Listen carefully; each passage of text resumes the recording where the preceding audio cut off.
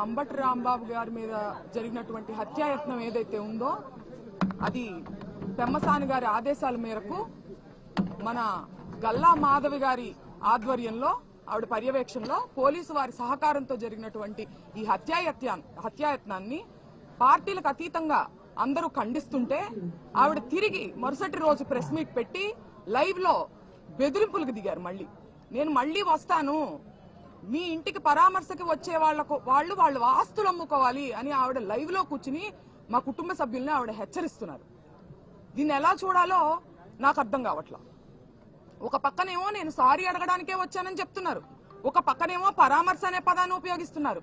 అంటే సారీ అడగడానికి వస్తే పరామర్శ ఎందుకు ఉంటుందండి? అంటే మీరు ఇండైరెక్ట్ గా మళ్ళీ దాడి చేస్తాను అని చెప్పి మీరు హెచ్చరిస్తున్నారు మమ్మల్ని. మీరేమనుకుంటున్నారు? గల్లా మాధవి గారిని నేను సూటిగా అడుగుతున్నా, మీరు మొదటిసారిగా ఎమ్మెల్యేగా గెలిచారు, మీకింత అధికార అహంకారం పనికి రాదు. మీరు వ్యవస్థల కన్నా పవర్ఫుల్ అనుకుంటున్నారా? న్యాయ వ్యవస్థ కన్నా, పోలీసు వ్యవస్థ కన్నా మీరు పవర్ఫుల్ అనుకుంటున్నారా? మీరు శాసనసభ్యులు కావచ్చు, సీఎం కావచ్చు, మినిస్టర్ కావచ్చు, వ్యవస్థలకు లోబడి పనిచేయాలనే ఇంకితం మీకు లేదా అని నేను ఈ సందర్భంగా నేను ప్రశ్నిస్తున్నాను ఆవిడ్ని.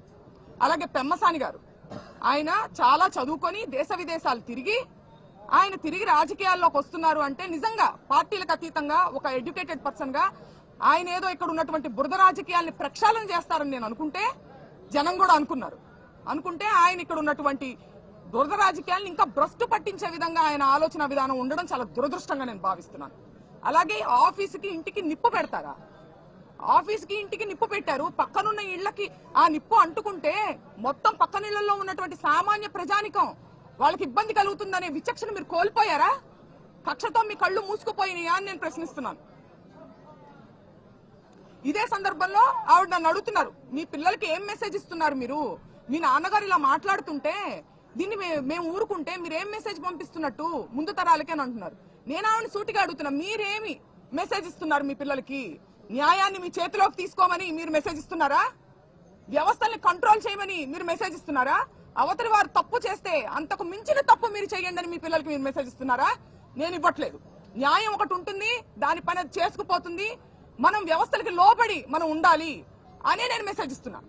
ఏ చట్టం చెప్పిందమ్మా రాళ్లు కర్రలు తీసుకుని ఇంటి మీదకి వచ్చి సారీ అడగమని ఏ చట్టం చెప్పిందో ఆవిడ నాకు తెలియజేయాలి, నేను తెలుసుకుంటాను. అలాగే ఇవాళ రాంబాబు గారు రెడ్ బుక్ ని నేను కేర్ చేయను అని చెప్తున్నారు. అలాంటి మనిషి లా అండ్ ఆర్డర్ కి రెస్పెక్ట్ ఇచ్చి ఆయన వల్ల తప్పు జరిగినప్పుడు వచ్చి సారీ చెప్పారు. ఈ వ్యత్యాసాన్ని మీరు గమనించాలి. రెడ్ బుక్ అనేది ఒక కక్షపూరితమైన చర్య, ఒక డెమోక్రసీలో జరగాల్సినటువంటి ఒక పని కాదు. కాబట్టి ఆయన దాన్ని ఎదిరించి ధైర్యంగా నిలబడి, ఒక పక్కనేమో ఆయన వల్ల తప్పు జరిగినప్పుడు జెంటిల్మెన్ గా ఆయన వచ్చి సారీ చెప్పడం జరిగింది. అయినా కూడా దాడి చేశారు. కానీ నేను చెప్తున్నాను, ఇవాళ అంబటి రాంబాబు గారు 2000 మంది చుట్టుముట్టిన ఇంటిని లోపల కూర్చుని ఒక్కళ్లే రాళ్లు రువ్వుతున్నా, కత్తులు దూస్తున్నా, గుణపాలు గోడల్లో నుంచి దిగుతున్నా ధైర్యంగా కూర్చున్నారు. ఆ ధైర్యం ఎక్కడిది? వ్యవస్థ మీద ఉన్నటువంటి నమ్మకమే ఆయనకు ఆ ధైర్యం ఇచ్చిందని నేను నమ్ముతున్నాను. కానీ వాళ్ళ వ్యవస్థని నిర్వీర్యం చేసి, పోలీసుల్ని డమ్మీ చేసి, పోలీసు వ్యవస్థ అనేది ఎంత పవర్ఫుల్, దాన్ని డమ్మీలుగా చేసి మీరు ఇంటి మీదకి వచ్చి ఆడవాళ్ల మీద కూడా దాడి చేస్తారా? మీరు గమనించుకోవాలి. అలాగే నేను పవన్ కళ్యాణ్ గారిని, చంద్రబాబు నాయుడు గారిని ఇద్దరిని నేను లా అండ్ ఆర్డర్ ని కాపాడమని నేను అడగడం జరిగింది. నేను అడిగితే మమ్మల్ని వాళ్ళు ప్రశ్నిస్తున్నారు.